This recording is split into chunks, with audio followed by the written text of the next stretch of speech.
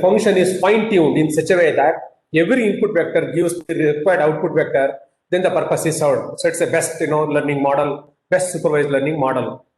But unfortunately, as I mentioned in the morning, that the input vectors that you are deriving for the given problem are coming from unknown probability distribution. So therefore, there is an uncertainty. And the number of such vectors also does matter. We don't know whether we are getting all the vectors or not. So therefore, the model phi, the function that you are doing, is not a perfect function, but it is an approximate function. So therefore, your job, the learning algorithm job, is to estimate this function phi such that it is able to produce the required output for every corresponding input. So this is what basically the supervised learning in a very simple way is all about. Okay. So therefore, so let us take, for example, I will use some Greek notation here. So I use z mu belonging to Rn. Z mu means the input pattern. So the input pattern, the input is z mu. Mu is equal to pattern number 1. Mu is equal to 1 means pattern number 1. Belonging to Rn means n-dimensional real space. Okay. So that means the input vector, z, and mu represents patterns 1 to n. That means all the patterns mu is equal to 1 to n belonging to n-dimensional real space. And this is the function phi, which takes every vector and produces an output vector here. This is the mapping. Okay. So in a very simple mathematical notation, supervised learning can be written very simply as z mu belonging to n Rn.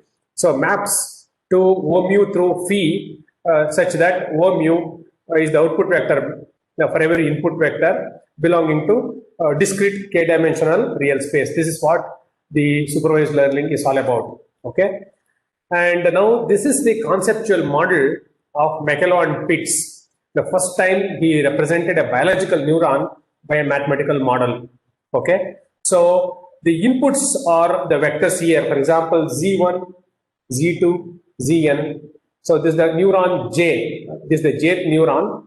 And this is jth neuron. The input is coming from first terminal, first feature. So therefore I use this in the reverse way. Wji, jth neuron to first input, jth neuron to second input, jth neuron to third input. So that means there is a weight associated with that. This W, this weight, is equivalent to the some kind of a chemical strength actually in the biological system, whose strength is increased whenever learning takes place. So the variable here is W is the variable here.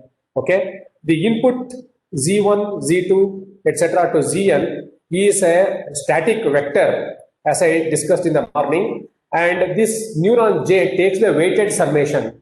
So when I say weighted summation, it is Z1 Wj1 plus Z2 Wj2 plus Zn Wjm. That's the summation, and the output, this entire collected summation passes through this function G, and that produces an output. So this is basically equivalent to the block functional approach of biological neurons in the human brain. So this is the first model, and based on this model, this is one neuron. Several neurons can be connected to form a network, and this network is basically called as a perceptron network. So the figure here shows a perceptron network where we have the input vector comprising of features belonging to 6-dimensional space, R6.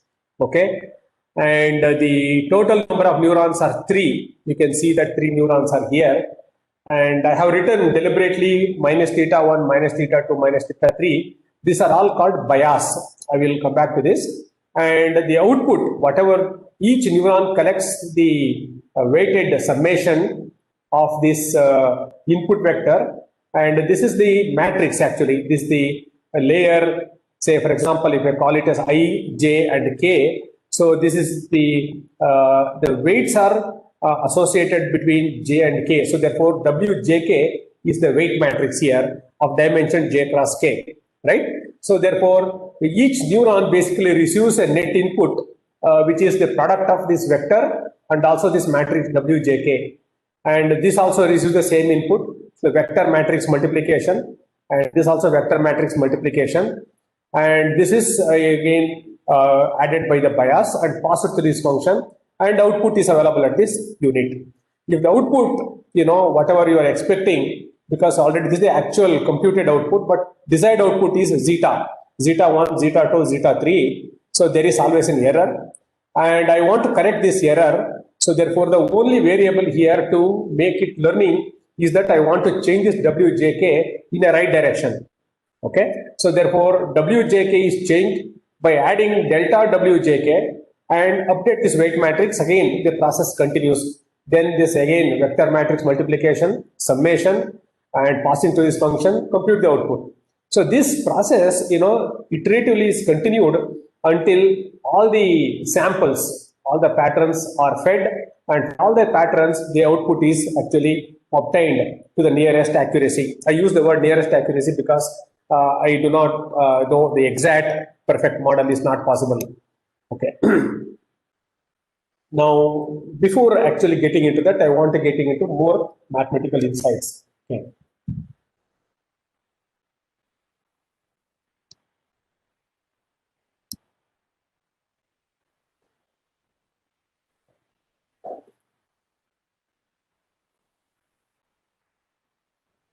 Okay. Now coming back to this, with this introduction, get into mathematical insights now. So what happens here now? Let's see that this is the model that I am going to build, M. Okay, input vectors are given, and I produce the output. So this M can be your perceptron or multilayer perceptron or radial basis function, right? And this M is any function f of theta dot. This is the function that I want to estimate. I want to say that this function is able to map all input vectors to the all required output vectors. So therefore, my job is to find this this function f theta that describes the relationship between the random feature vector x and a labeled target vector y. So that means this is x and this is y. I want to find, for all these things, I want to find this function, kind of a relationship. So that means I call it basically mapping function. Okay, so let us say that y is the desired output and f theta of the input. So that means I feed the input, and this is my f of dash. So when f of this function x takes place, I get approximately say y bar. Y bar is my output, for example, or y bar or y tilde is my output. So when the input vector is given, when the input is given, the function takes this and produces an output. So for every input, it produces some output. So no problem, because I assume that this is the model right now. This may not be a perfect model to begin with. So we can define some kind of a loss function. So this loss function, what is this loss function? So this is the computed output is y tilde comma y. This is the loss difference between difference at the output is a kind of error or the loss that is occurring in the model. So I write it as L f theta of x y. So it easily represents that this f theta x is basically y tilde comma y, and this gives me the loss function. Okay, and this gives us some kind of a penalty for the difference between the prediction. That means this f of theta. 1 second. So this f of theta, this gives a penalization. So therefore, I have the difference between prediction f theta x and true value y.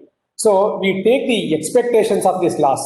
So there is a risk in expecting this. Therefore, I call it as the risk involved in this model f, because this function f basically gives a model. The risk involved is basically the expectations of the loss between this e of xy, and approximately this is equal to the loss.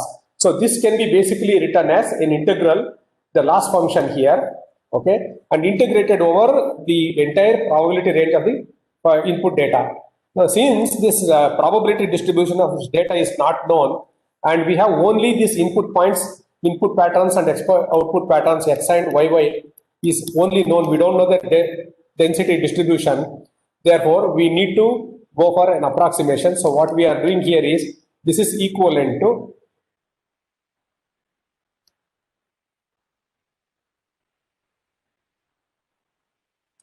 So this is equivalent to the empirical risk minimization. So empirical risk minimization is this risk that is involved R of f is simply the entire integral is replaced by 1 by n, summation I is equal to 1 to n, the entire thing is a loss function. That means it is summation over all the losses for all the values of I, that means the patterns that we are considering. So this is what is known as empirical risk minimization.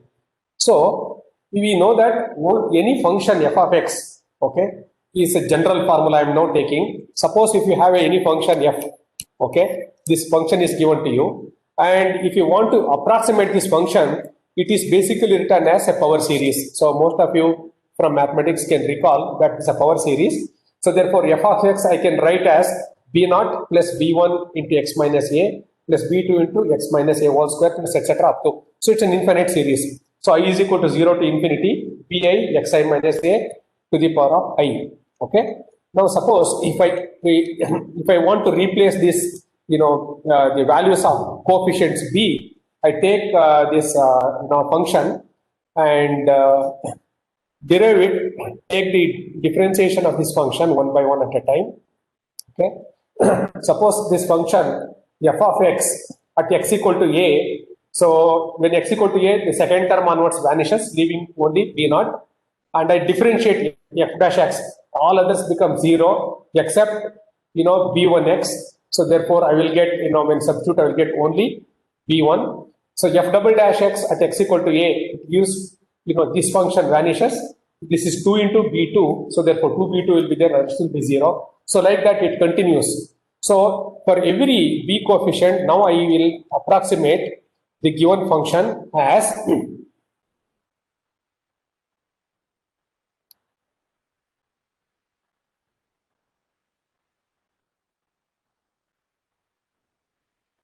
so the function is now f of a, f dash a into x minus a, etc. f double dash a by 2 factorial and so on up to infinity. Now let us consider only two terms here for sake of clarity. Don't want. So the entire function is the entire thing now can be written as a simple compact form here, such that you can see that f dash a by I factorial fi by x minus a to the power of I. So this is basically Taylor series, if you recall Taylor series in one dimension. So that means the given function now is basically seeing this as an approximation, because I have neglected all higher order terms and taken it only the second order here. This gives me an approximate model for the given function. So if this is the function I am going to use here, then I input the x is actually given, and I will get the f of x, which is equivalent to approximately y theta. So this is the output. But this is a single input here. Now, but for the neural network, this model needs certain modification. Reason being, this x and y here is single variable, but I always give a set of vectors as input to this given function. So therefore, when I give a set of x vector where x equal to say x1, x2, etc., xn, okay, transpose, this is the input that I am giving, then how this function basically changes is also need to be understood. Okay, so let us take, for example, a and x be the vectors. So let us this a is equal to a1, a2, an, and x equal to x1, x2, x3, this two vectors. Now consider this model again, same model, Taylor series model. F of x approximately equal to f of a plus f dash a into x minus a. So that means I am taking only first derivative. When a function is differentiated with respect to a vector, okay, so this is important. When a function f dash is differentiated with respect to a vector, for example a, we get another vector in the same dimension. So the dimension remains same.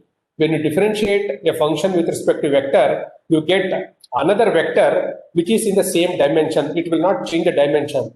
It will not go to some other space. It will be in the same space. This is most important. So that means if f is the given function, I want to compute the first derivative.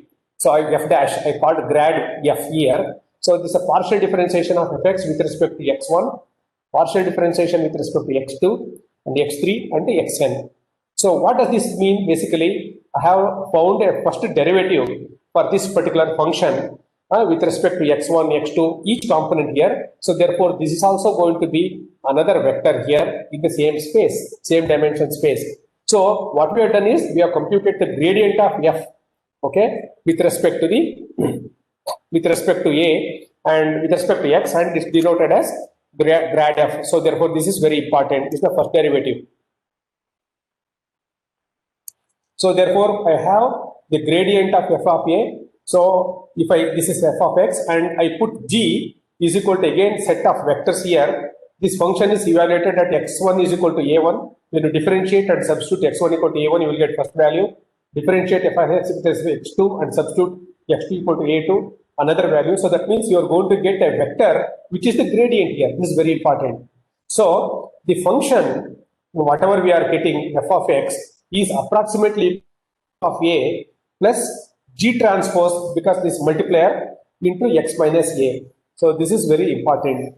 So when we input this value, when the vectors are input to the system, the function is approximately the value of the function at a plus you find the gradient of the function at a multiplied by x minus a. So g transpose is the transpose of gradient vector.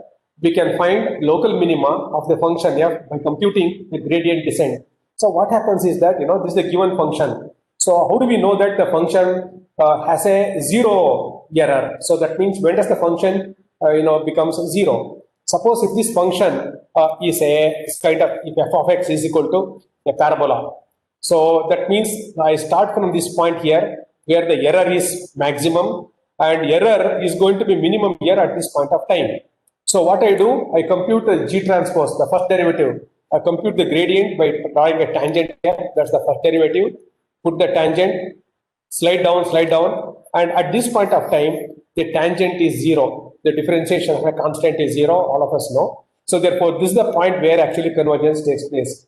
So therefore, the model that I am going to try here, this is the model for all input vector and output vector. I want to see that the error, the error surface, the error curve is a parabola in a linearly separable case, and the error basically is high in the beginning, and as we improve the model, the error should basically touch zero. So this is what is basically needed, and this marks the end of convergence of the given algorithm. So friends, in a learning environment, what we need is that we want this function to change itself actually through iterations. Want to make modifications to this function f such that the error actually between the output, desired output and actual output, okay, the actual output and desired output, the difference, the absolute value of this error has to be zero. So therefore, we want actually the function to change its values in the right direction such that the convergence is obtained. So this is what the entire philosophy is all about, a supervised learning in any neural network. So it can be perceptron, multilayer perceptron, or any other supervised learning, including your deep learning architectures. Now, in this case, what happens is that, if you look into the Taylor series, very easy that, the function, the value of the function at step for value of omega at n plus 1 is approximately equal to the value of the function at n into g transpose n into w n plus 1. So this is the generic formula taken from the previous example. So this is approximately equal to f of w omega n g transpose, the same thing. I have written this as equal to delta omega n is the change in the weight that we want to update.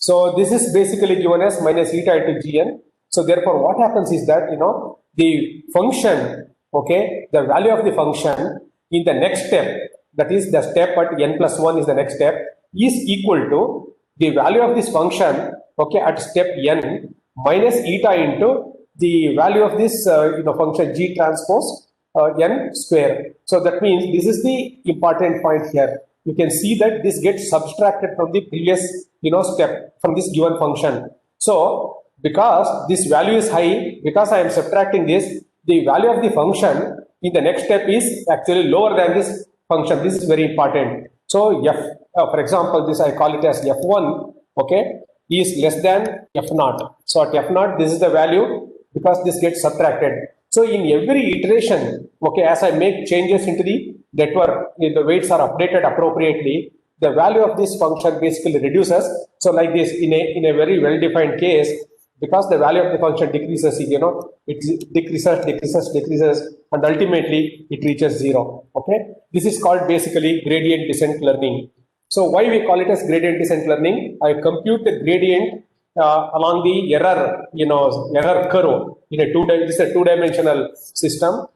This is the error curve, and at this error curve, I take every point. Starting point is this. It's a large error because the weights are initialized randomly, and I improve it, actually change the parameters of the function such that this error is reduced because of this particular component, and the error decreases, and ultimately reaches finite value, 0 value in finite number of iterations. So coming back to this learning algorithm here, so what happens here is gradient descent is a popular calculus-based simple method to locate minimum value of the given function. So friends, you know in supervised learning, time and again I am writing, this is my model, this is my function. Okay, initially the value of the function, the output produced by this function will be very high, so that means the error will be large. The error is always large. Okay, I make modification to this function, so that means this function has component w new, I call it as w new is equal to w old plus delta w. This is the change that I am making in this function. So the old weight plus additional incremental weight will become new weight. So the function gets modified now. So when I give the input vector x, it computes the output here, and they compute the error. The error will be lower now in the next iteration. Again, you change the w here. This process cyclically continues.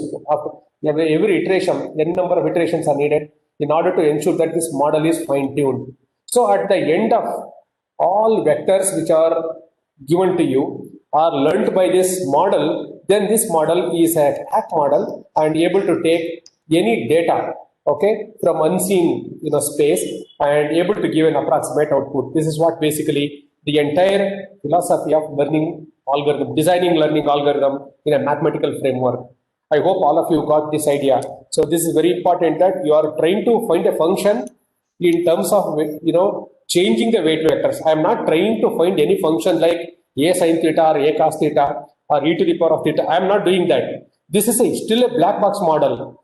But what is free parameter at this point is the weight matrix. This weight matrix is something I need to change. So this w and delta w, so this incremental w is added such that this w changes. So changing this function f. So if the function changes in a right direction, in a right way, such that all the vectors that are input to that will produce their respective outputs. So when that happens for all the input vectors, we say that the algorithm has converged, and the perceptron, if it is perceptron, I say that perceptron algorithm converge. If it is multilayer perceptron, I say that it is MLP converge. If it is radial basis function, I say that it is radial basis function algorithm converge. So it is basically obtaining a probably approximately correct model through intensive training process, and this training process is iterative in nature, and every input pattern must correspond to the output pattern, so as to minimize the error at the output here. So this is the philosophy of learning algorithms in neural networks or in machine learning. So in neural networks, we use gradient descent to minimize the error function. While doing so, we derive learning algorithm. Okay, now take an example. So this is an example of a perceptron. So I have neuron 1 and neuron 2. So you can see that neuron 1, neuron 2. And two inputs are there, say x1 and x2. So the weight between first neuron and x1 is w11, 1 and 2 is w12, 2 is w21, this is w22. And each neuron produces output O1 and O2. Now what is this x? X is a vector. Capital X is a vector. It has two components, x1 and x2. So this vector x1 and x2 may have many combinations, like both are 0 0 1 0. If it is by 0 1 or 1 1, 4 patterns are possible here. So this is the kind of input that I'm giving, and I want to produce a sum output for that. 0, 0, all these 0, then 1, 1, it has to be 1, otherwise something value. So like that, I want to produce an output here. So this is the input that I am giving output. So the weight vector here, the function f here is basically lying here. This is your function f. So the function now you can see whatever we have seen through Taylor series is that is an approximation model. I want to change this w, and in order to do that, I need to find g, which is a gradient descent, because I am taking this output here is an error. The output is O, for example, OI minus zeta I. That means the output is an error for the mute pattern, for example, mute pattern at the terminal I is output.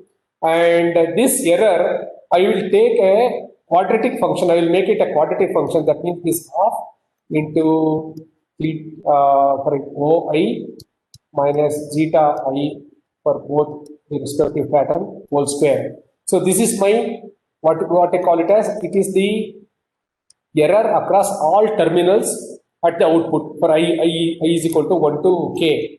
So this is my error function E of W, and I want to minimize this function. So therefore this becomes an optimization problem.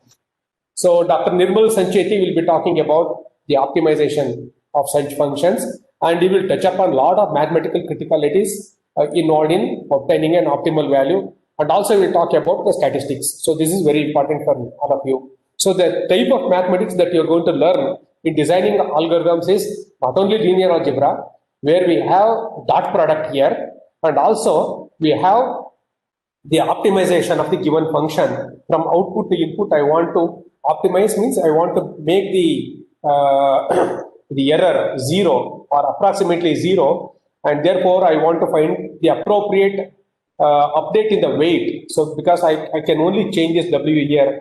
Okay, so this is only the free parameter. I have to change this W11, W12, W21 and W22 in the right direction by adding the respective delta W, such that when I input this, it produces the output. So until the correct output is produced, I keep on iterating this and changing this W11, W12 and so on. So in that process, this F basically keeps changing. I say that the function changes to map the given input vector to the respective output vector. Okay. So therefore, you can see that Hj, so the net input received by the neuron. So for example, this is the neuron 1. Net input received is the x1 w11 plus x2 w12. So that's what I have written. So this is interesting to see that I can put it in the linear algebra vector form. So what is this? So x1, x2, okay, it's a vector, and this one is basically transpose w1. Yeah, I already put the transpose w11 into w12. So when you multiply, you will get back this equation. Or simply the net input received by this neuron 1 is x transpose w, so which is nothing but the dot product of two vectors. This is the dot product. So each neuron, so in a supervised learning, remember that especially in perceptron and multilayer perceptron, receives dot product as input. So this is important. Okay, this is that it's dot product. It receives as a dot product. Similarly, if you look into the second one here, net input received by neuron 2 is Hj2, x1 w21, x2 w22, so x transpose w. Okay, so this is another important. So the neurons basically receives the dot product, and what is this dot product? We have to interpret. So that's what basically I want to tell you the geometry of this actually. So learning in the neural network is a black box. Now, friends, you have understood that there's a great deal of mathematical insight coming from this idea. So we have put here x1 w11, x2 w12. Okay, so that means the net input coming from this, net input coming from this, and so on. So this is a dot product, no doubt. What is the dot product is about now? Now, if you look into this x1 w21 and x2 w22, and also inspect closely x1 w11 and x2 w12. If you look into these two, so what we have done, which is the variable here? The variable here is only w. I have already made it clear. This wij is the variable because x1, x2, they are the input features taken from a given problem. You can't change that. It is a problem characteristic. So the only variable is this W. So therefore, this is basically an equation of a straight line passing through origin, right? So therefore, you have to understand that this is of the form y is equal to mx. So that means we have W21 into x1. So this is your m, this is your x. So equation of a straight line as input. So geometrically, what happens here is the neurons, each neuron here receives a straight line as an input passing through the origin.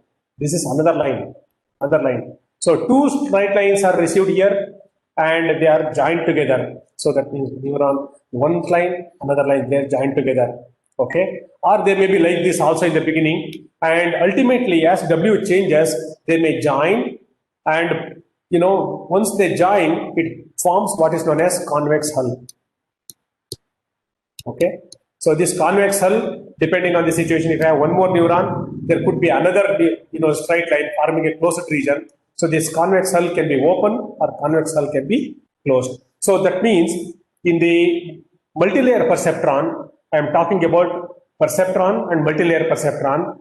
The neurons basically receives straight line as an input because of this particular situation. And I'm going to show you that I am adding a bias also, minus theta.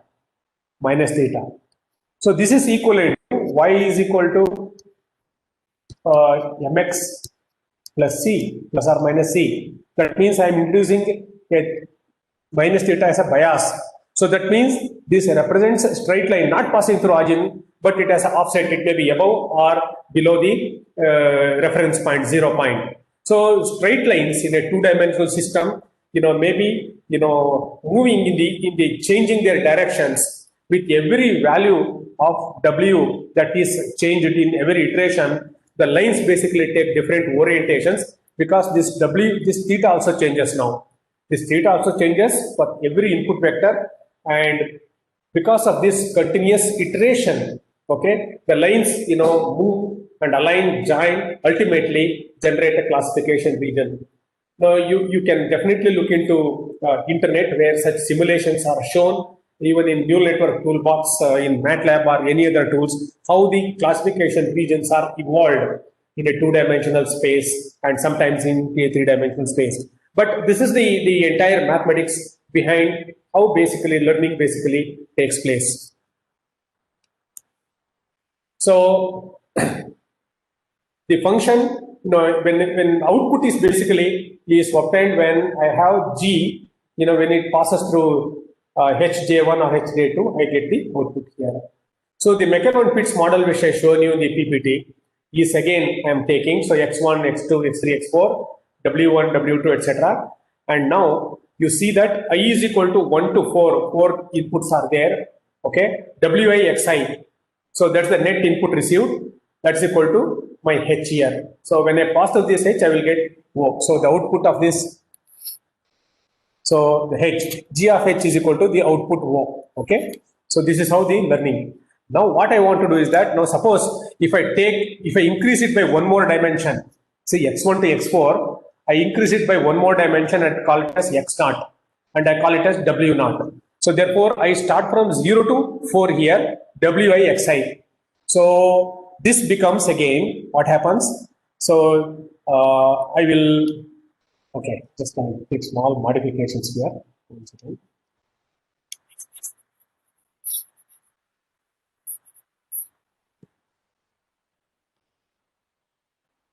So this is basically, I can write it as W naught X naught plus summation I equal to 1 to 4, okay, Wi Xi. So this W naught X naught is a special case. So what happens is that, this X naught, I will make it -1 always, okay, W. So what happens is that this is -1, which is basically equal to minus theta, which is the bias. But W naught changes with every iteration because W naught new is equal to W naught old plus delta W naught every time. This bias also changes now, but negative, right? So therefore, what happens when you input these vectors, the values of W's are changed along with the bias, and therefore the straight line orientation basically changes in the input space and thereby obtaining appropriate classification regions. This is another important thing that you need to understand. Okay, G is the activation function. So G is the activation function that I'm using to produce the output, because the net input Hi, okay, G of Hi produces my output here. So what is this function G? Is an activation function. So input, and this is the process, use the output, and I compute the error. So we take the sum squared error, and this is to be minimized. So the error is basically quadratic function, and as we have seen, finding minimum error in the model requires the computation of gradient from the Taylor series. So minimize the error. To minimize the error, we need grad f. That means gradient of this function f. So in any neural network, the vector input vector x and output vector o are static, and w is the only variable. We have been talking about it. Since we need to compute the first derivative, okay, of the activation function, the activation function is to be smooth and continuously differentiable. This is very important. So the activation function that you are going to choose, should be smooth and continuously differentiable at every point. So therefore, obviously, it has to be a nonlinear function. So G has to be a nonlinear function. Now, in the Taylor series and computations, we have seen that you need to compute the first derivative. If f is the given function, I need to compute f dash. Okay, and so most of you know that if you require to compute the derivative d of f of, say, for example, dw ij, if you want to compute the derivative of this given function with respect to the weight, how you can do that in the iterations? So it's a differential equation. You need to call some numerical methods. So that's going to be very expensive. So you do not want, you want again a derivative that has to be there, because otherwise you can't find an approximation to the model as per Taylor series. The function cannot be approximated. So computation of first derivative or gradient is very important. You need to, but that calls for numerical methods to compute it. So this again, we got into another difficult situation where I do not want a more computational burden. Is there any way that without calling any numerical approaches, such as Newton-Raphson method or any other method, is it possible to obtain the first gradient computationally? So for that, I consider a smooth function, say G is equal to 1 over 1 plus e to the power of minus h. So this is the given function I am considering. So the activation function. So this h is basically the weighted summation over the inputs. So you can see that sigma, wjk and xk. So that means x is the input, wjk is the weight between the neurons and the input here. So net input to the neuron j. So this function g can be written as 1 plus e to the power of minus h to the power of minus 1. I take it upwards, inverse. So if I compute g dash, differentiate this minus 1 into the same function, minus 1 again becomes minus 2. And when I differentiate this with respect to e to the power h, I will get back the same function. So very simple, right? So therefore, I am ending up with g dash is equal to e to the power of minus h divided by 1 plus e to the power of minus h whole square. What I will do is that I will do some modification here. I will add plus 1 and minus 1. So when I add plus 1 and minus 1, what happens? You can see the logic here. And when I add plus 1 and minus 1, same denominator, I can separate this into 2 because denominator is same. So therefore, 1 plus e to the power of minus h, I form one part. The other part I will take minus 1 by this.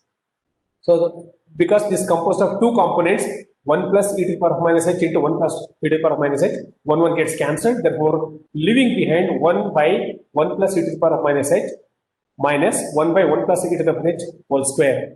I can take this as output, common factor, 1 plus e to the power of minus h factor, left with 1 minus 1 over 1 plus e to the power of minus h, because two components are there.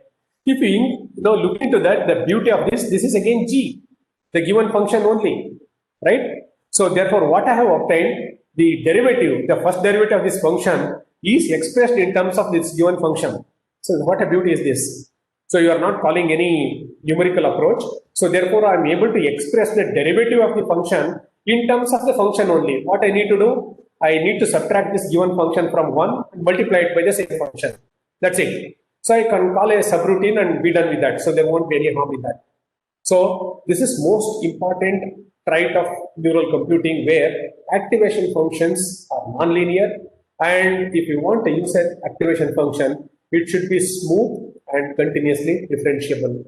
So the activation function that I used here, 1 over 1 plus e to the power of minus h.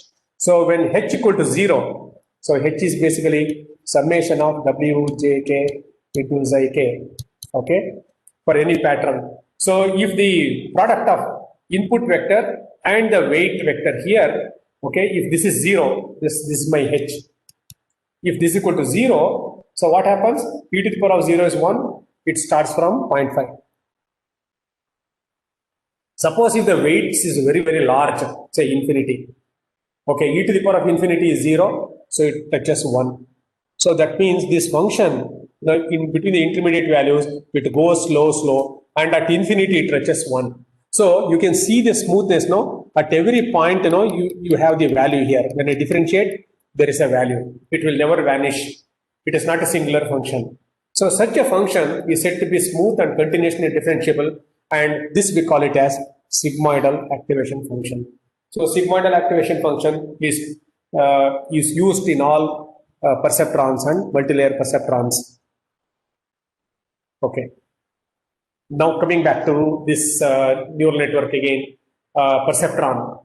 Okay. So take this perceptron. So you have the input xi1, xi2, zeta1, zeta2, zeta3, 3 neurons, 2 inputs, 3 neurons, and so on. So the error occurring at this point here is the difference between zeta and O. So that means, you have the output O and expected, the actual desired output is zeta. So the difference is error for all patterns and summation. So that means you compute the error, okay, for first pattern, what is the error, okay, and for the second pattern, compute the error, third pattern, and so on. So for every error, you square the error and add it. So that gives me the sum squared error. So this is a quadratic function, and you can see that this output O is again summation over k, wik into xik. So the gradient is actually computed by, is proportional to the partial derivative of error with respect to ik. So when I differentiate this, I am going to get this equation. So it's simple, 2 times this, half into 2 times this, and this becomes g dash. And when I differentiate with respect to ik, I get only this factor. So rearranging it, what I am landing up with is that minus of this, minus into is already minus eta. So therefore this becomes plus eta into output g of this into 1 minus g, because the differentiation is first derivative of the function g dash is equal to g of h into 1 minus g of h. So I don't compute any, I don't call any numerical value. So the delta wik that needs to be added to wik, okay, wik plus delta wik is coming from this particular equation. So the model now changes here. The model that I am taking is changing, with respect to the first iteration. This weight matrix wik, changes. So the function changes now to accommodate the output. So while minimizing the error, this process continues for all the patterns until this model, the function, becomes approximately correct function to map the given input to given output. So the perceptron learning algorithm, works on this model. So therefore you can compute delta wik in the right direction. I use the word right direction because it is very meaningful. Now, if the activation function is linear, so that means I have taken g is equal to 1 over 1 plus e to the power of minus h. Suppose I take g is equal to some constant k, no function at all. It's a linear function. So the output is basically a linear summation of over all the inputs, input coming in, all the hidden outputs, linear summation over inputs. Input into weight matrix is equal to output, and I call it as a linear machine. Okay, perceptron is a linear machine because you don't have a non-linear activation function. Could be possible. So in that case, when the patterns are linearly separable, the error curve in 2 dimension is always a parabola. So that means the error starts somewhere in the beginning and you slide down and touches the bottom in finite number of iterations. Okay. So therefore, in a perceptron neural network, if the patterns are linearly separable, I told you in the morning that if the patterns in the input space, okay, I've shown you that if these are the patterns scattered here, I can always draw a line. So these two patterns are linearly separable into two classes. In such classes, the perceptron learning algorithm converges in finite number of iterations. This is very important. So the error function in such cases is a parabola, and gradient descent reaches global minima. This is the global minima. Non-linearly separable patterns and nonlinear activation functions create an error curve. So that means if the patterns are nonlinear, what happens? This is another headache actually. So the data distribution, say for example in the input space, I told you that this is one class of problem. This is another class of data. Okay, and this is another class of data in the input space. You can see that all these are jumbled together. The patterns are dense there, and the patterns are overlapping each other. So there is no way that I can divide this into two categories because I need to look for some alternative. So in that case, I need to have other learning algorithms because perceptron cannot solve this problem. Perceptron can only solve the problems which are linearly separable. So it is one of the drawback of perceptron learning algorithm. So in 1960,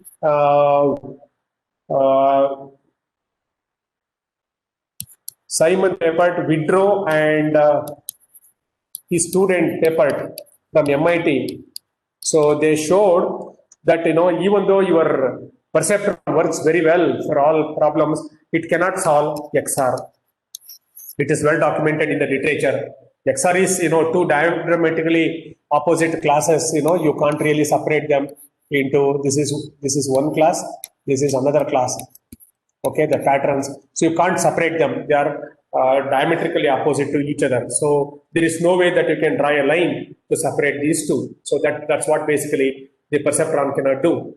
So that led to the development of multi-layer perceptron. Suppose if you want to introduce a nonlinear activation function into this, then I introduce this, for example, and let us say that here. So in this case, what happens? If I introduce this function g, and this is the error of I is equal to 1 to mu into output whole square. This is what the error is.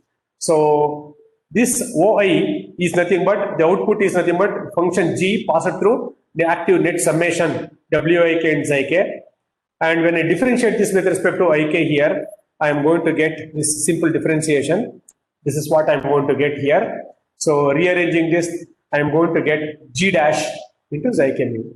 So therefore, I look into this delta WIK, what is to be added when I put a nonlinear activation function comes down to the eta into the summation over the input, G into G, 1 minus G into input vector. So you can see that this is your input vector, this is your function, G into 1 minus G, and this is your first order error, summation over I mu, into eta is the learning rate.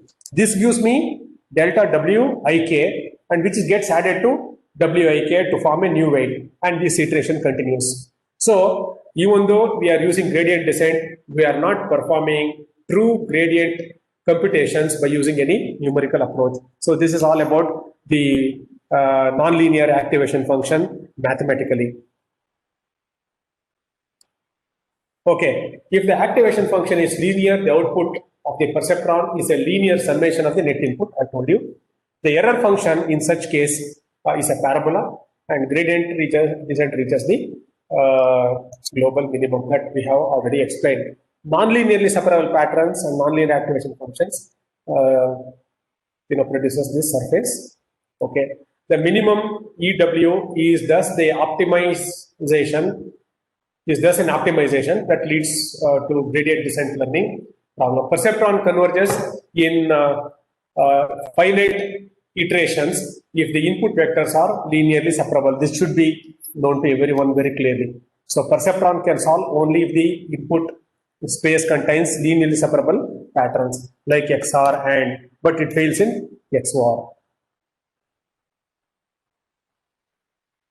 Okay, so this is what I have showed already. So the net summation is Xi1, W1, Xi2, W2. Output is this. So this is already I have told you that this equation of a straight line, and this equation of a straight line form convex hulls in the space, and therefore they give different orientation in case of a single perceptron. A line is drawn and it separates this into two parts.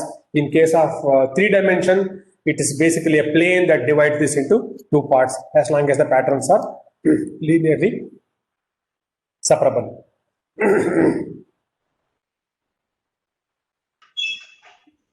So one thing that I want to tell you, in R2,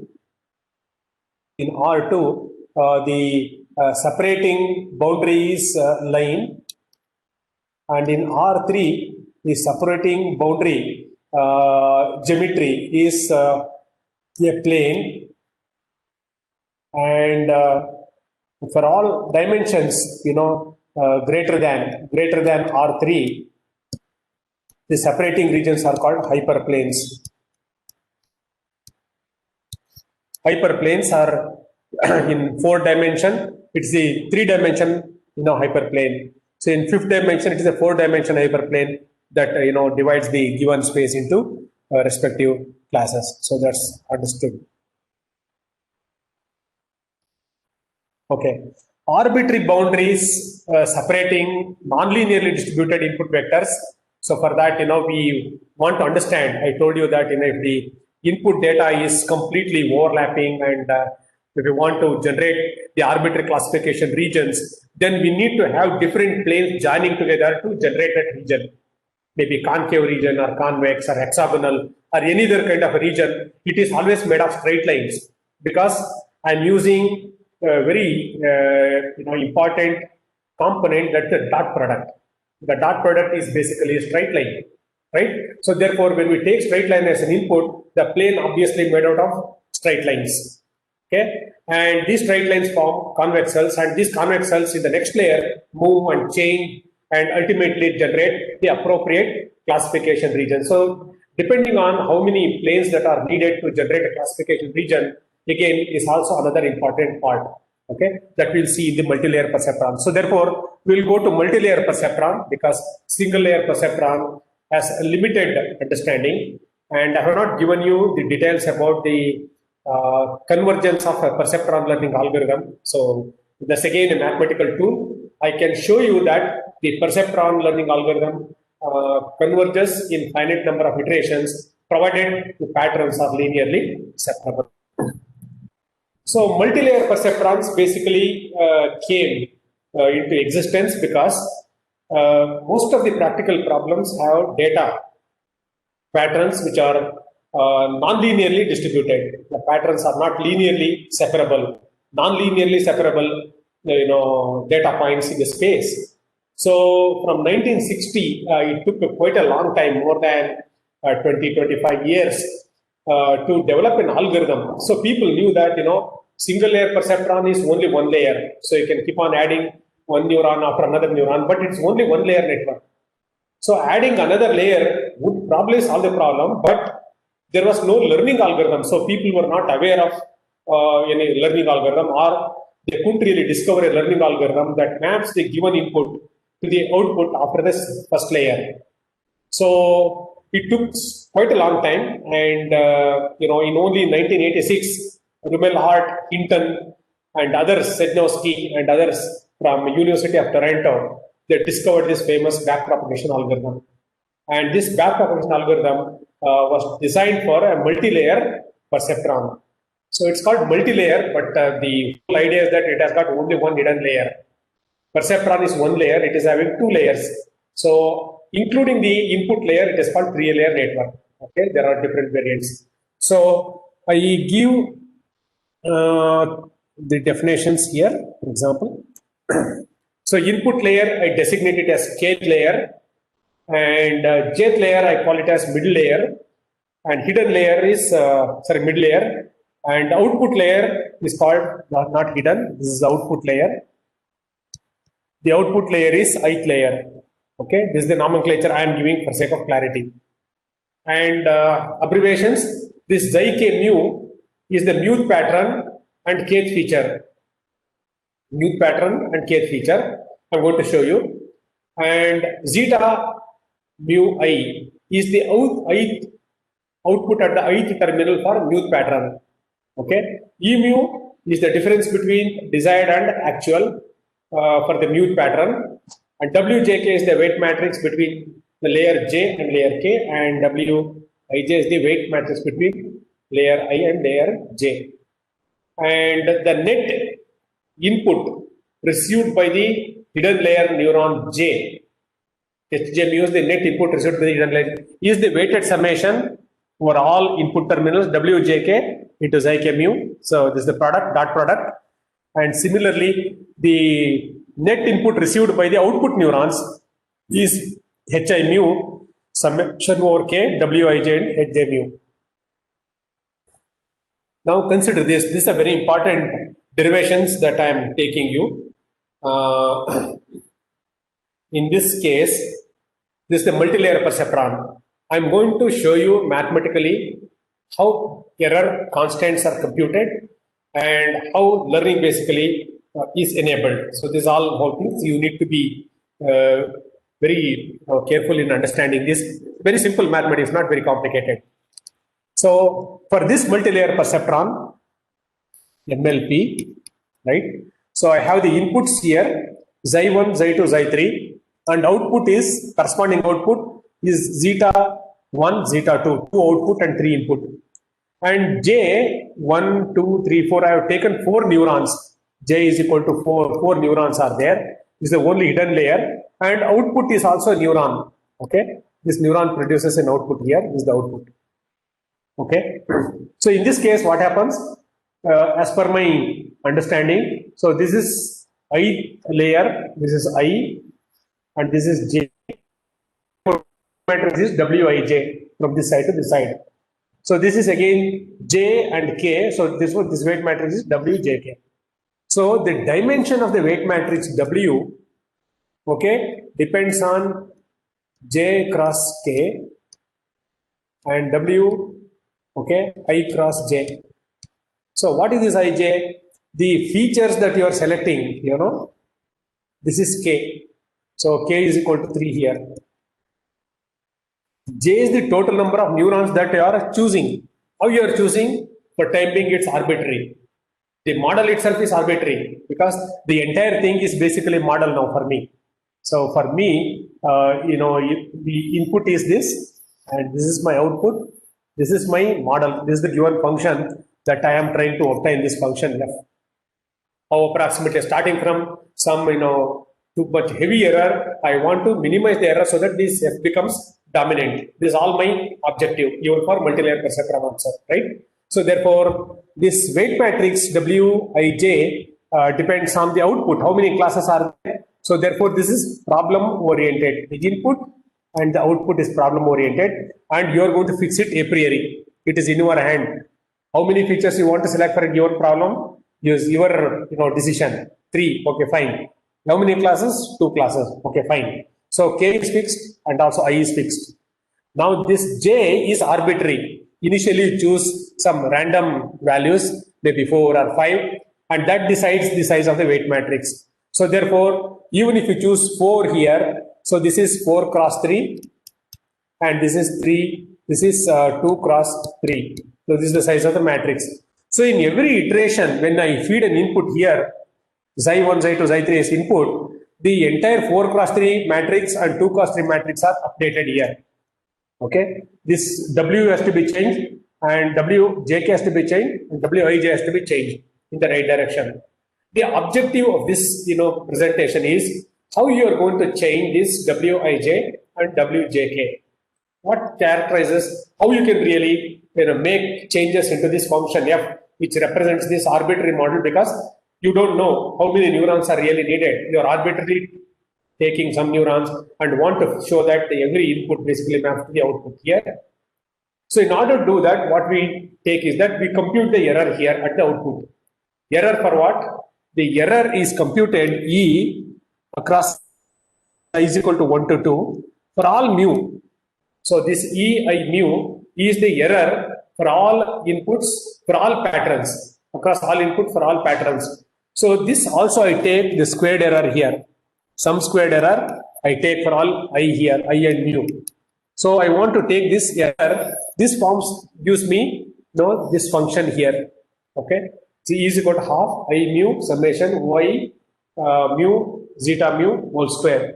So I want to minimize this error, and while doing so, I want to see that how I can derive the update for Wij and Wjk. This is all the objective. Okay. Okay.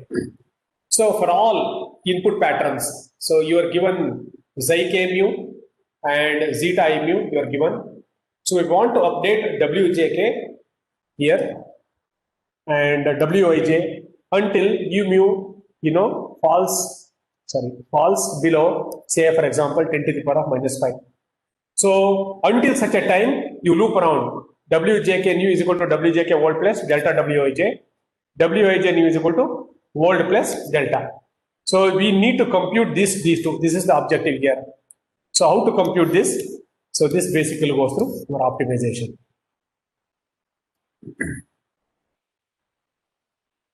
Okay. So same perceptron network here. So in the same perceptron, multi-layer perceptron, I have written MLP. So net input received by this neuron is a weighted summation. I call it HK mu. For all mu, this HK represents Xi1 into W11, Xi12 into W12 plus Xi13, W13. So this is a weighted summation. Like that, every neuron receives the weighted summation. I call it as HK mu. And when I pass this HK mu, I get Vj mu, which is equal to G of HK mu. Okay.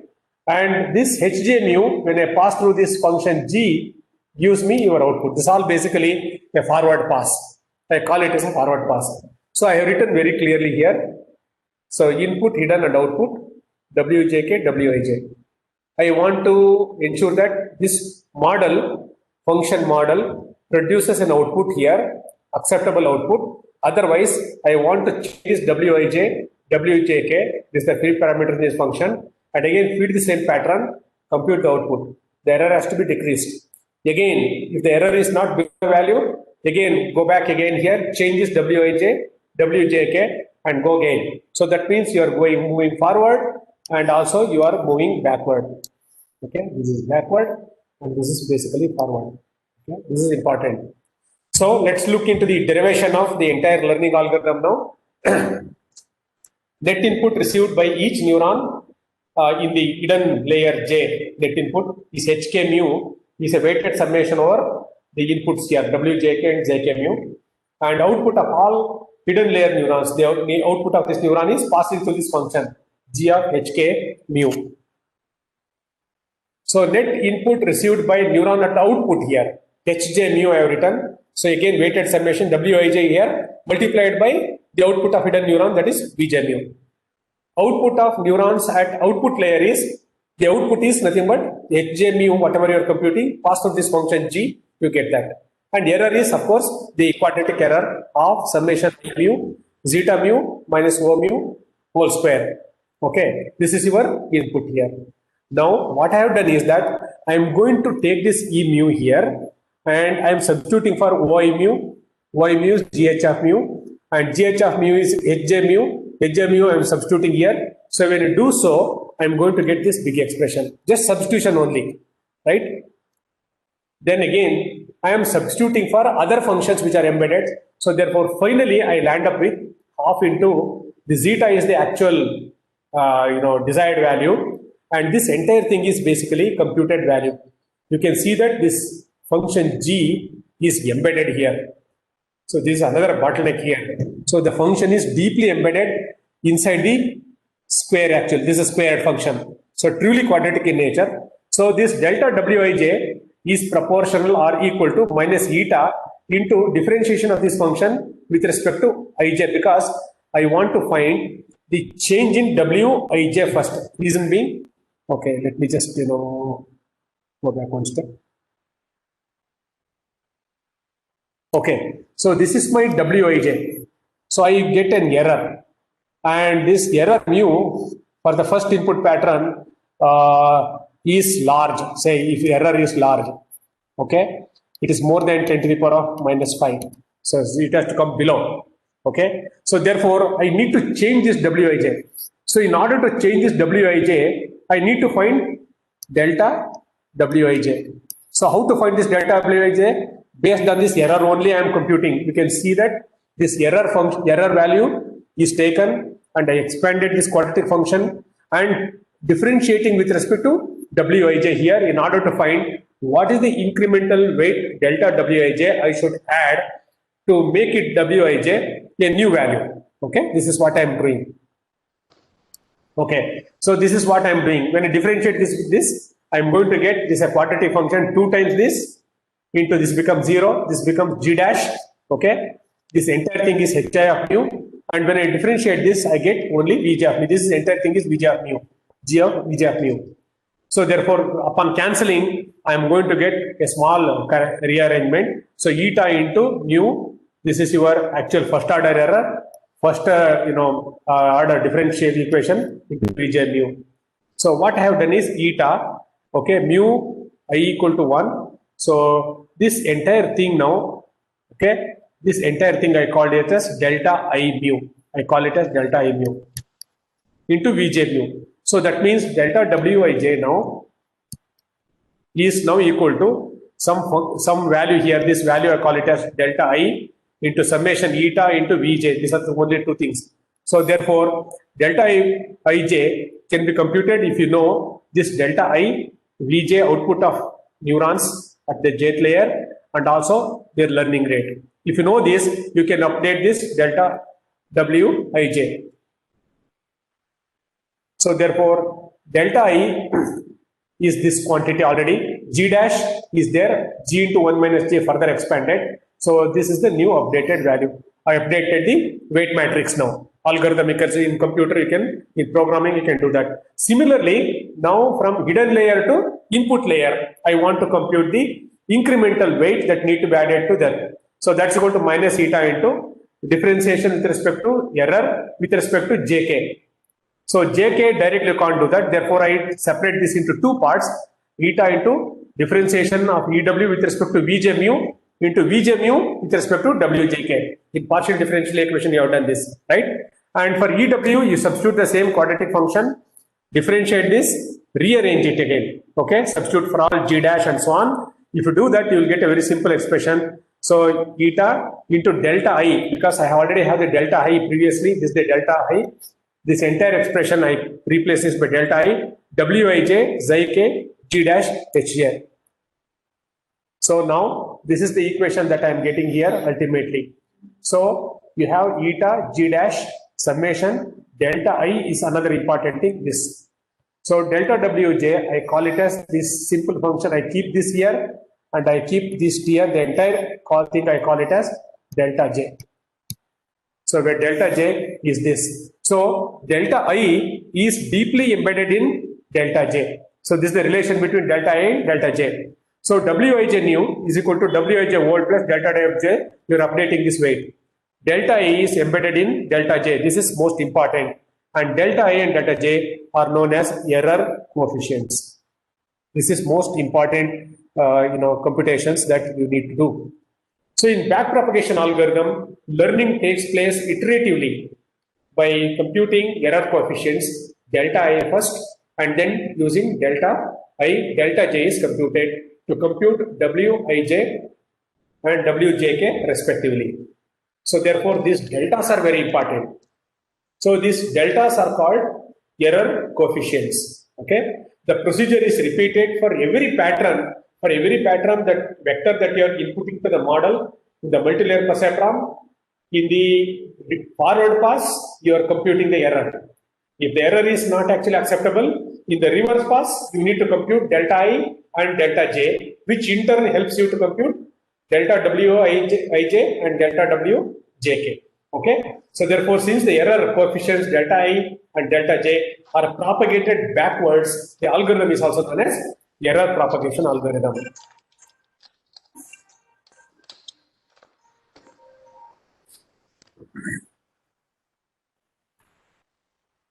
Or it is also called a back propagation algorithm. So you may be knowing now the reason why it is called back propagation. You are passing this delta I and delta j backwards to update the weight matrix, the weight vectors. The weight vectors are created by using delta I, and that's why it is called back propagation algorithm also. So theoretically, in the pictorial view, I have written in the forward pass you compute the error, right? In the reverse pass you compute delta I. Using delta I, you compute delta j. Delta I helps in computing the update, this the delta wij. Delta j helps in computing delta wjk. So therefore, this particular part is very significant for multilayer perceptron. Okay. So now getting back to this multilayer perceptron.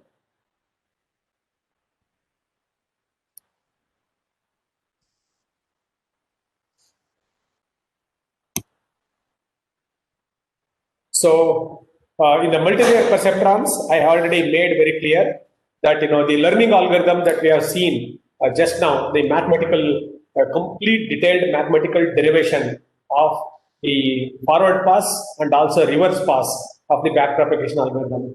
Now, if you close your eyes and start thinking that you are given a model, if given function f, and f is basically a function of wij and wjk, two parameter. These are all basically matrix. The function is basically requires combination, a kind of a updation of these elements in the matrix wij and wjk, which changes the function value, right? And the function has to change in such a way that the error is minimized. This is very important. So friends, when you take a non-linearly distributed data, okay, and this back propagation algorithm works fantastic because it generates, convex hulls. Different hyperplanes are generated and hyperplanes join together, and it combines and then forms a region, classification region, such that the different labels, the classes are basically obtained. So the perceptron basically converges in finite number of in not finite, but in several iterations. I would say several iterations. The reason why I use several iteration is it depends on many parameters. How you are going to initialize the weight in the beginning. If you make it all 0, 0, 0, it will take quite a long time. Or you can always randomly initialize the weights, and then keep on updating the weights so that it continues to evolve better weight vectors for iterations. Second thing is that, in the linearly separable case, when patterns are linear, the error curve in a 2-dimension or a error surface in a 3-dimension is a parabola, it's a parabolic surface. So therefore, wherever you start, actually the gradient descent comes down and then, you reach the bottom. But in reality, with respect to the number of patterns that you're using and nonlinear distribution, what happens is that the error surface is always not smooth. So you have many hills and valleys. So when you are performing gradient descent, you always land up in a local minima. And in order to overcome this local minima, you need to do some kind of trick here. So they introduced a coefficient called a momentum coefficient. By multiplying the momentum coefficient, you want to give a push to the point which is struck in the local minima, and then iterations will continue and until it finds the global minima. So the calculus-based methods like the gradient descent, they have the drawbacks of getting caught in the local minima. Most of you are, some of you are from mathematics, understand that this is the main inherent problem. But they are very simple. But we need to have some additional effort in order to overcome these situations. So back propagation has many variants and improvements after it is discovered in 1986. And even now, this back propagation is finding a lot of applications over the last 20-25 years. Everyone started using back propagation because of its robustness. But one of the things is that local minimum, and you will have a lot of frustration in getting it trained as the number of patterns increase and number of dimensions is increased. It takes enormous amount of time, hours together in order to converge. Otherwise, it's one of the finest model which gives an approximation to a given function, and you can definitely do that. Deep learning network incidentally uses the same kind of concept of cascaded structure of these kind of layers, performing the same kind of gradient descent. So time is not there to tell you more about this gradient descent and so on. So Rummel Hart Hinton, who published a learning internal representations by error propagation in parallel distributed processing in 1986. This is a seminal paper.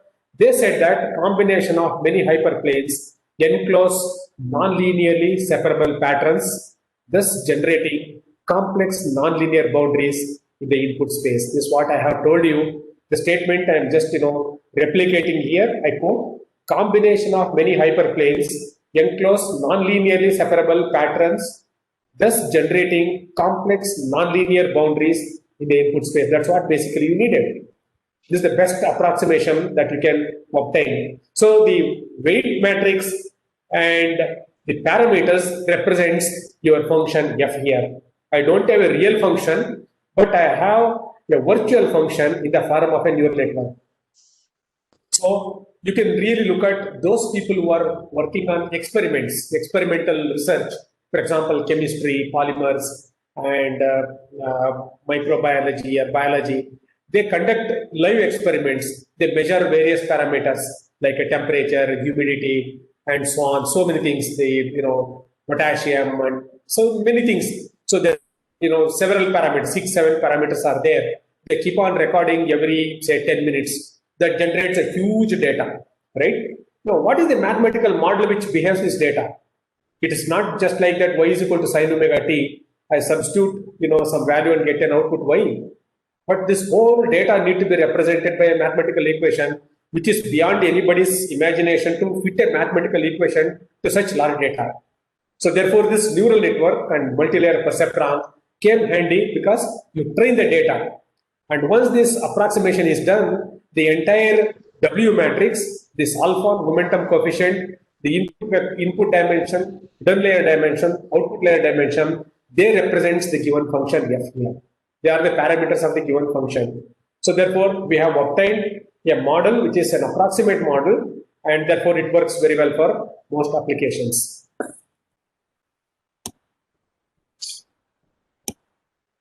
So this is the different neural networks that I have collected. So in some cases, you have 150 neurons. One input layer is 150, and hidden layer 250 neurons, and output is 16 neurons. So in this case, so the dimension of the matrix is J 250 cross 150. C, for every input, you have to wait. You have to update this matrix of dimension 250 by 150. All elements need to be updated. And not only that, 16 cross 250 for one pattern. If you have 1000 patterns, how many iterations your computer need to perform? You imagine. So this is where actually you need a fast computing system. So therefore now we have all NVIDIA systems which can take. Now that we have problems which are much more bigger than this one. So this is another representation. Okay. So this is what I used to write in the class. Derivations in the class.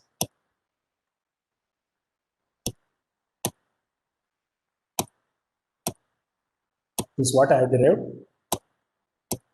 So demerits the number of neurons that you are going to, the number of neurons that makes up a feedforward network need to be determined. So therefore we don't know. So this is a priori, you need to guess this. This is a drawback. Demarcation boundaries, they are not smooth because we are using hyperplanes, right? So therefore they are made of straight lines. So you need to have long training cycles, learning cycles, because you have weight matrix. The two weight matrices Wij and Wjk need to be updated for every input pattern, and if you have n number of patterns, obviously you need more training cycles or more epochs. Convergence not guaranteed because of the local minima. So sometimes you get caught in local minima in the multidimensional space, and you need to overcome that. That takes again. So sometimes it can be frustrating also. But applications, you have plenty of applications: proteins analysis, DNA, RNA structure, genetics evaluation, sequence matching, RNA sequence matching, complexity of algorithms. Okay, so many things. Alzheimer's disease, Parkinson's disease detection, retinopathy, cancer cell detection, and so on. So these are some of the applications. Incidentally, this multilayer perceptron is also used for regression. So you'll hear actually finest talks on regression also, right? What is this regression? What is its importance? And how do you predict the cases and so on? So you have the lectures related to that also. Another class of neural networks is the radial basis function. Okay, and radial basis function is another variant which is different from multilayer perceptron. I deliberately choose this because this is altogether a different kind of experience in understanding the learning algorithm. So it generates a smooth boundary, unlike in multilayer perceptron, you have the planes made of straight lines, but radial basis function generates a smooth boundary, okay, between the classes. Okay, it generates a very smooth surface. Works on the principle of curve fitting in a multidimensional space. So in a multidimensional space, for example, you take a three-dimensional space where points are scattered. It is as good as you taking a smooth cloth and ensure that all points are captured all over this cloth. All the points are lying over the cloth, and it takes ups and downs, a kind of a curve. Okay, no issues of local minima because it is based on interpolation of data. So altogether different philosophy. And the important component of radial basis function is an activation function known as Gaussian kernel. It's a Gaussian function, and it has two parameters, center and width. So these are the two variables with which you need to play with. The learning requires correct positioning of RBF centers in the input space. So what happens is that the learning is totally different here. So what happens, I want to tell you again, see here, I'll go back. I'll go back to, okay. So learning in a radial basis function is interesting. The activation function is a Gaussian function, something like this. And this is my center, okay, xj, and this is the width of the Gaussian. So the neuron, RBF neuron, is made up of these two parameters, and it's mathematically it's written as e to the power of minus norm, the input pattern minus the center, xj tilde, norm whole square, divided by 2 sigma j square, where j is the RBF neuron. So it is just like your multilayer perceptron only. How does this look like? So I have 1, 2, 3 inputs. Say 2 neurons I am taking for clarity. Single output here. Okay. So the connectivity remains alike. So there won't be any change here. Okay. So this is I, this is J, and this is K. No problem. Now you have this Wij is there, but there is no Wjk. There is no W, there is no weight matrix here. The beauty is that it has got only one weight matrix here. And this is my radial basis function 1, radial basis function 2, which takes this kind of input here. This is the function. And this is my input xi1, xi2, and xi3. Very simple network. It's not very difficult. Add one more here, so you can have like this: 4 inputs, 3 outputs, and again 2 outputs. It's the same kind of network here. Not a big deal. So there is no computation taking between the hidden and input here. Nothing. So what happens is that whatever input that you have here giving, the same input is passed to every neuron here. This is the beauty. So take this vector, give this vector to this neuron 1. Same vector, neuron 2, same vector, neuron 3. So when you take this vector, the output of this neuron is Vj mu. The output of this neuron is Vj mu. J is equal to 1 means this output of this particular neuron is simply computation of this norm. Means your x tilde j minus xi whole square by 2 sigma square. So that means your xj, your input is basically xi, the x this center, the center, you see that no, this is a vector, okay, the input is a vector, so therefore the center is also a vector. So what happens now? In this for example, I have taken 3 inputs here, so this is 3-dimensional space. So let us say that, all my input patterns, so are in a 3-dimensional space, okay, I have these patterns here. So the patterns are here like this. This is my xi. So this shows that the center x tilde is also one of the points here in the input space. I use a different thing here to give a representation. So this is my input point. Suppose I have 3 neurons. All the 3 neurons are also present in the input space. Along with your static input vectors, you also have to create the RBF neurons in the input space, which have the same dimension as the input data. So this part is to be very clear because it's totally different from the multi-layer perceptron. So what happens here? The weights, the position of these RBF neurons are very important for learning. So this part here, xi and x tilde, we take the distance between 2 vectors. If you take this also a vector, xi is also a vector, xj is also a vector. I am subtracting, so that means it gives me the distance between 2 vectors here, right? You know how to compute the distance between a vector A and vector B in a vector space. All of you know basic operations in linear algebra. So this distance d is computed using Euclidean norm, and I am dividing by 2 sigma square. This sigma is the width of the Gaussian, as I already told you. Sometimes we can keep it as a constant without losing much generality, and later on we can see how we can modify also.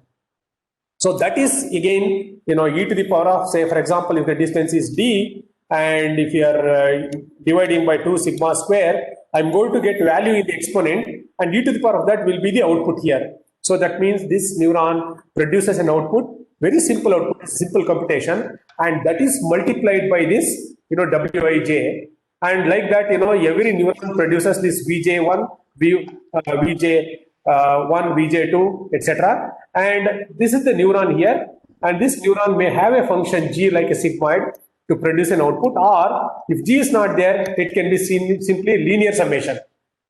So it can be simply a linear summation across the output to give the output here.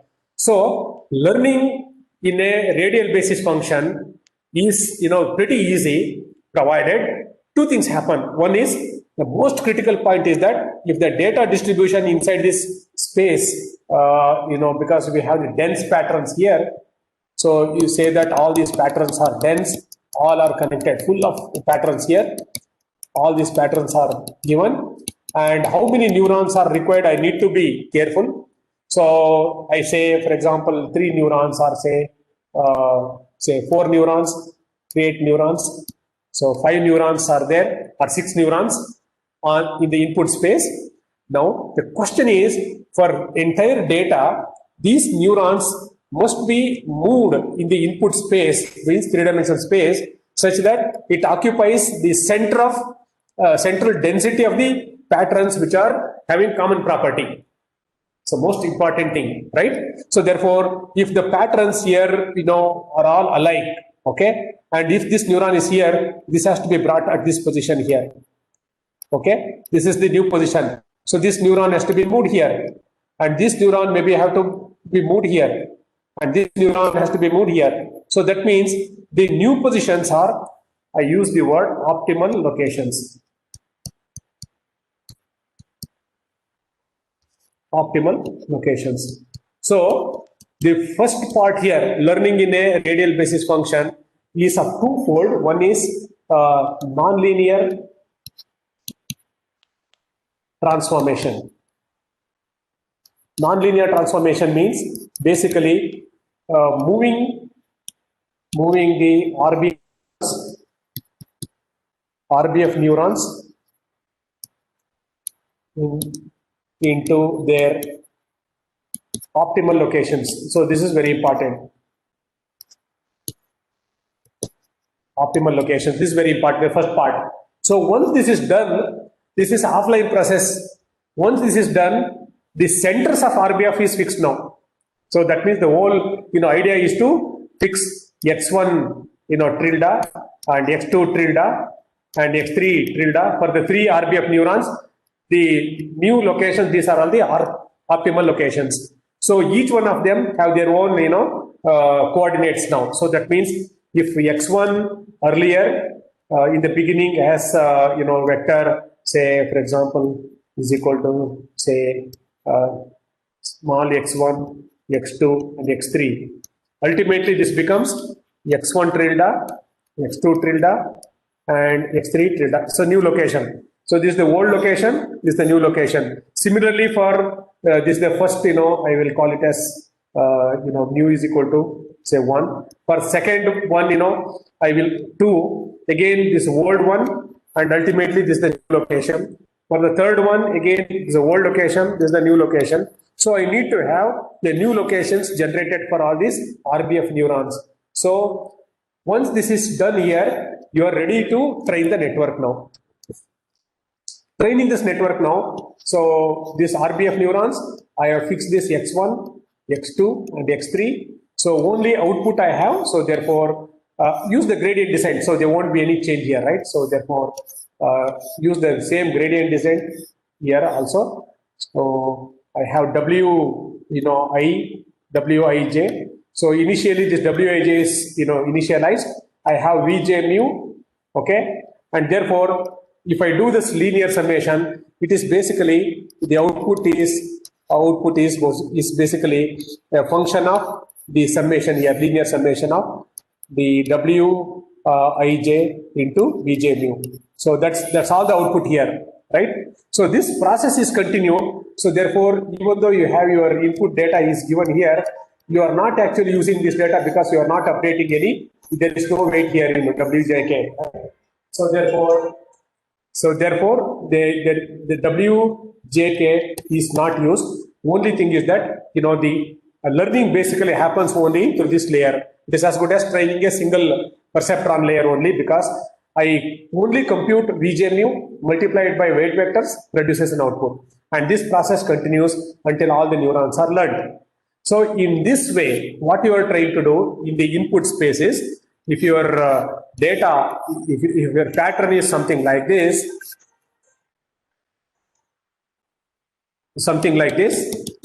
okay, you are basically trying to draw a kind of a surface, okay, some kind of a surface, so such that all the training samples are basically gets embedded on the surface. So there could be some samples which are above and below, but you will definitely, during the training, the learning model, that means this function should do in such a way that all the training samples are basically gets embedded along the surface here. Okay, then testing is basically, if a new pattern is coming here, it is basically contemplating with respect to whether the point is above the surface or below the surface to decide the appropriate class. How close here, this is with respect to the given point. This is all basically about the radial basis function neural network. Geometrically, it is basically fitting a curve in a multi-dimensional space. So learning is very important in radial basis function. It basically comes from the theory of interpolation. Okay, so most of you have done statistics, know that this is interpolation formula and so on. So even in radial basis function, the drawback is that you have to fix the number of radial basis functions. That means number of neurons. How many neurons are given needed to solve a given problem is still a dilemma like multilayer perceptron. So there are several variations in which the research indicate that you can start with a few neurons and then train. If there is no convergence, add one more neuron, continue again, add one more neuron, and until all the the patterns are classified where the error is less than, say, 10 to the power of -5. Keep on adding the neurons and ultimately land up with a network. So input is already known, output is known. The variable is the total number of RBF units. You freeze the network there. So this is called constructive learning in radial basis function neural networks. So I have few slides here. Lastly, so learning in RBF network, fix the hidden layer, number of RBF neurons required, center of RBF neurons is fixed, width of RBF neurons is fixed. Update the weight vectors using delta rho, same as gradient descent. Exit once the error is less than threshold. So data, there are many data sets to try this, this UCI machine learning repository I told you in the morning. Okay. So learning, there are 3 layers: input layer, a set of distribution nodes; output layer, a set of nodes, each of which gives one output; hidden layer, a set of nodes, each one characterized by Gaussian radial basis function I told you. Connections between hidden and outputs are weighted. Each output node outputs a weighted summation of inputs, means no function. So this is the typical network. So xi1, xi2, xik, input vector distributed across all j number of RBF units. There are I number of outputs. This is the output vector. So this is the typical derivations I have done.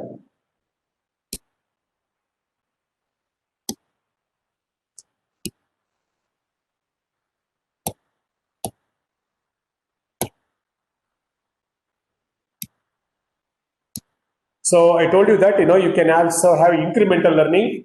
So what happens is that instead of asynchronous nonlinear transformation of fixing the center and linear transformation of finding the weights, these two are combined together into single phase.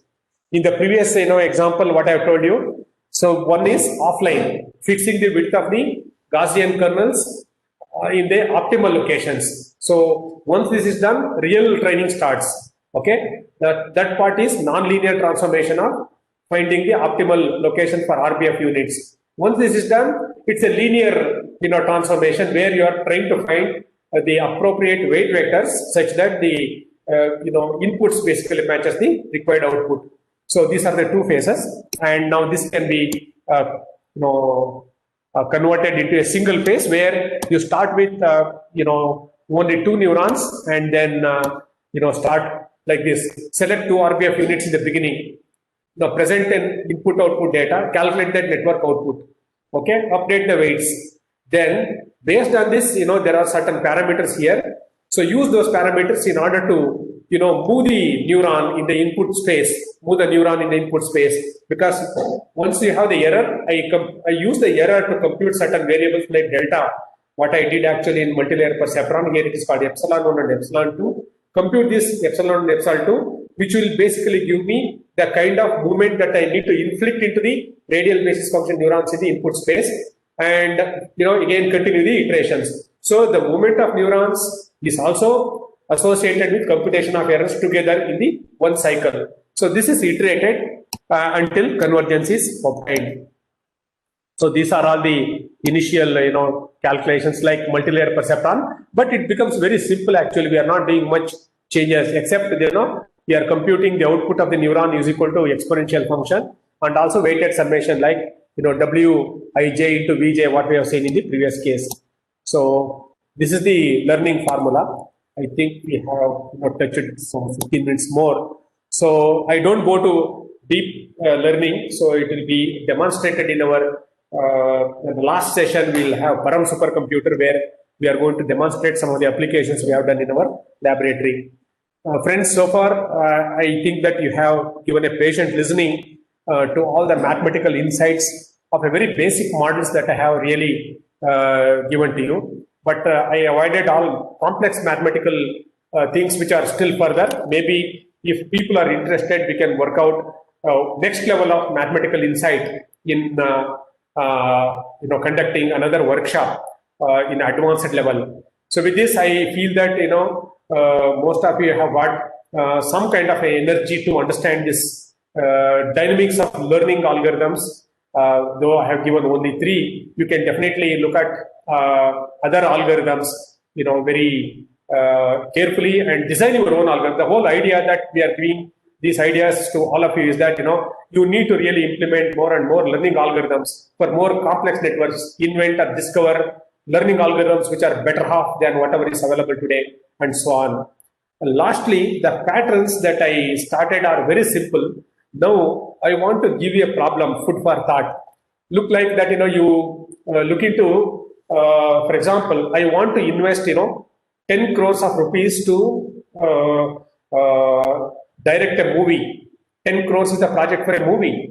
So naturally, my budget is so heavy that I want to find out what kind of movie that I need to produce.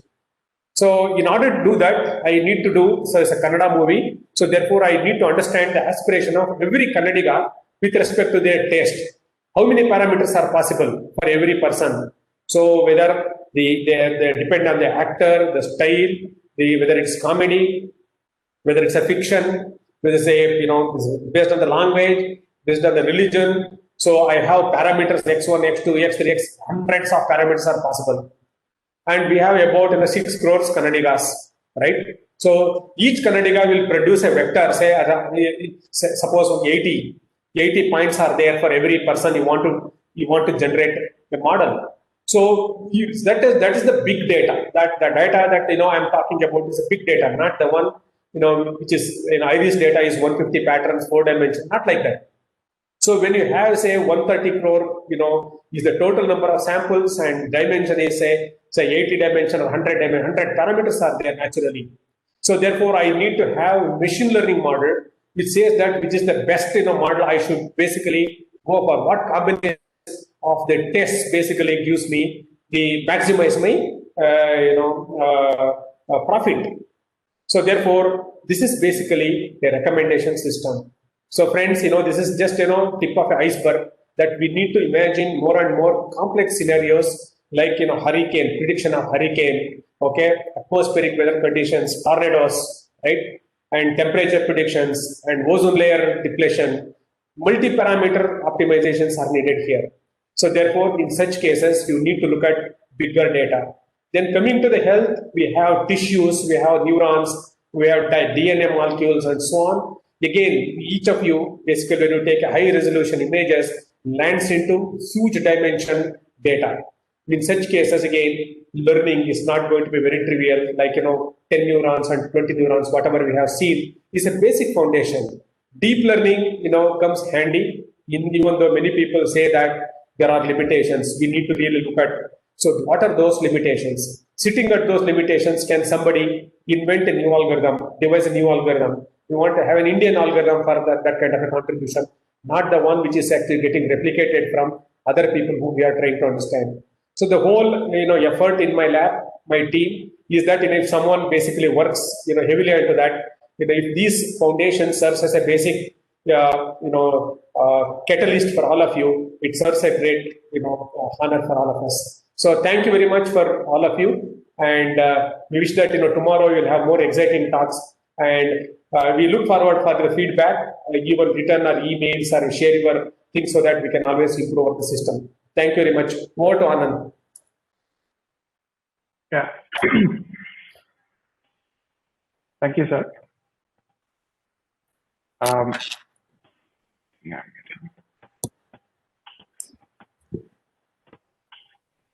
So thank you all audience for your patience listening, and we will end for the day today. It was an exciting session for all of us, trying to go through simple perceptron to multi-layer perceptron, and then how the model is learning those patterns, and then we try to look at. We also looked at the radial basis functions, which will help us in improving the model. So tomorrow we will start by 9:30, and there'll be a session on vector calculus by Dr. Shivmurthy. So he will be talking more about how backpropagation algorithm, what is gradient, how do we calculate the gradient, and things like that. So thank you very much for today. We will meet tomorrow by 9:30. Is there anyone who want to talk or close? If you have any doubts, we have quickly can take 2 or 3 minutes. We can just take the questions. Any questions from the audience?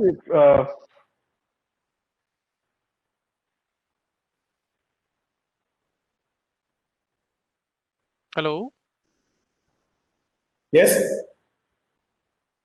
Hello, sir. My question is while handling or problem related with the imaging, so frequently we use different size of images, and Uh-huh. how we should decide the input layers or the size of kernels,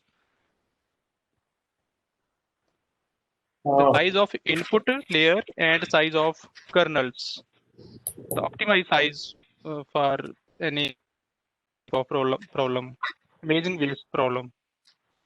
Okay, see, the input is basically known to you because the input is decided by you only, right? If you are looking into the image, in the image, if you want to give the raw image as it is very expensive.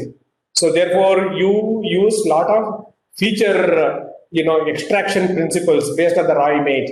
For example, you can take, in a 8x8 matrix, you can take a window of 4x4 matrix and obtain some kind of a single equivalent based on some function. So that reduces by 4. So like that, you can compute eigenvalues or eigenvectors and small matrix and reduce the features basically. And while reducing the features, you should have the means to reverse it back to the original, data also. So you will understand more details about the dimensionality reduction later on. This is one part. And choosing the kernels, so for example, you are talking in the context of radial basis function, you have to choose arbitrarily. So in the beginning, that's what I told you. So right number of RBF kernels that are required to map a given input to a given output, you can use a constructive learning. So I just touched upon and left actually. We have the codes also. We can share the codes written in C++ long ago, implementing some of the journal papers, right? So that part, you can take the input and then give the output. Automatically, the network builds on its own. Starting from 2 kernel, it goes to 3, 4, 5, and you will have a compact architecture at the end of learning. Such algorithms are also available, but the radial basis functions was actually good success, next to multi-layer perceptron.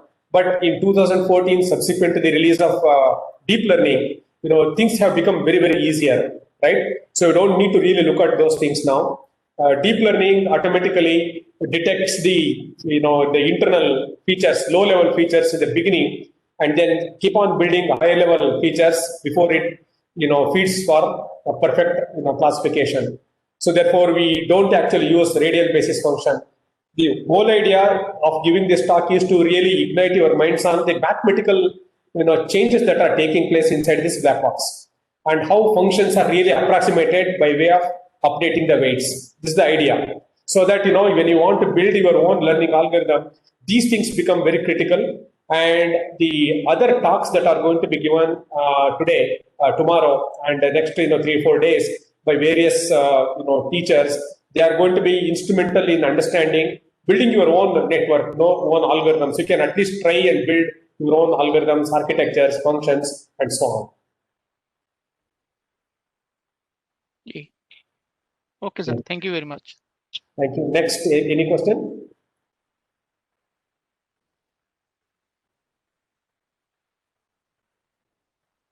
Okay. So thank you.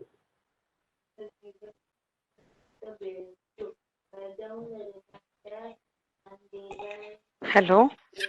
Hello. Yes. Sir, can you hear me, sir? Hello. Hello. Yeah. Yes, please.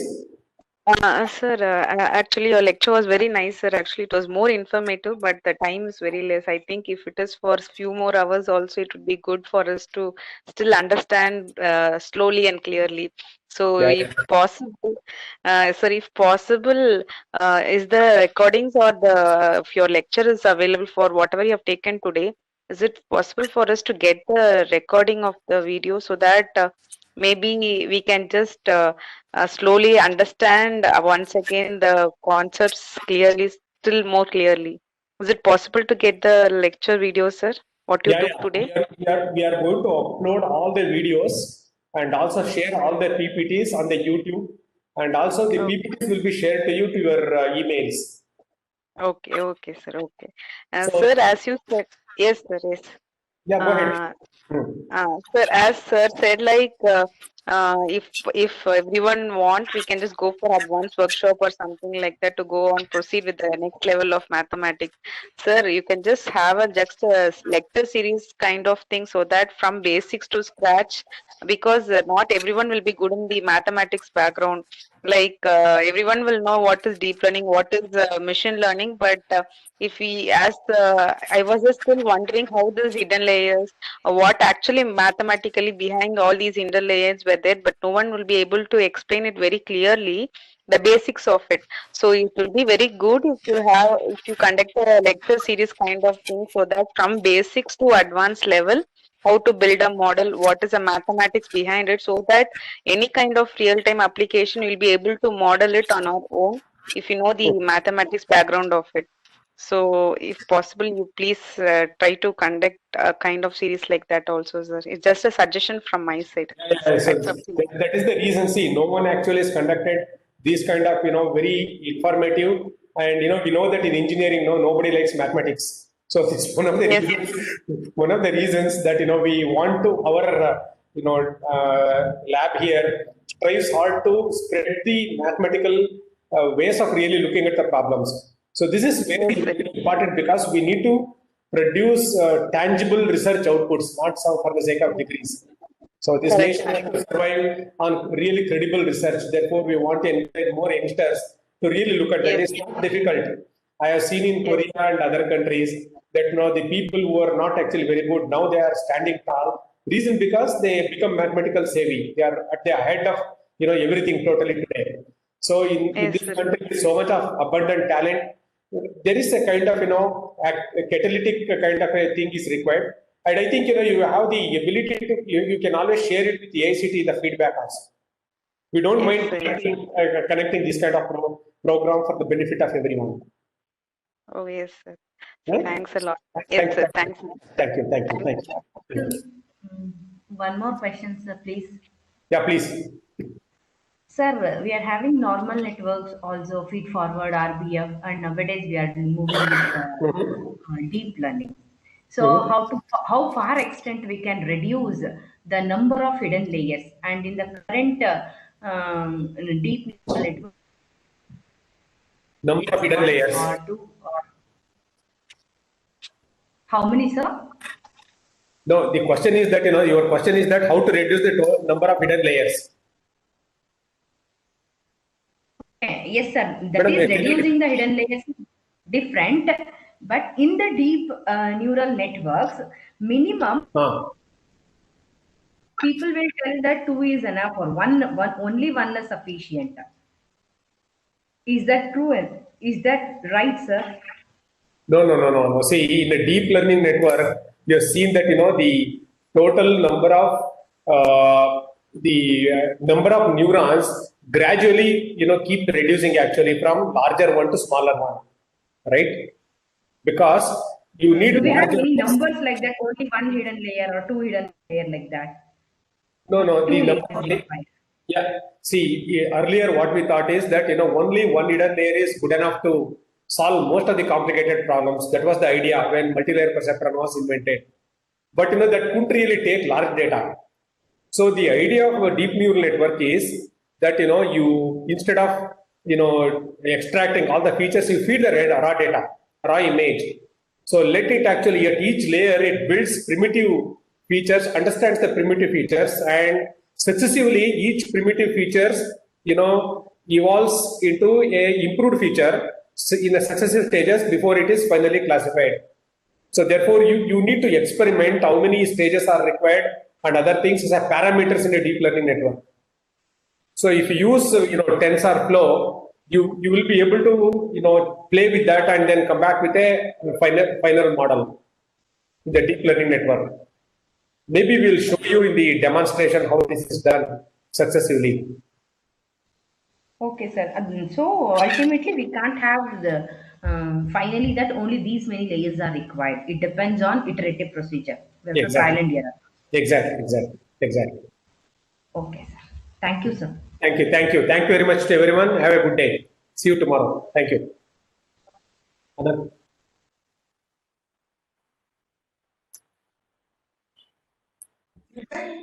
feedback loop.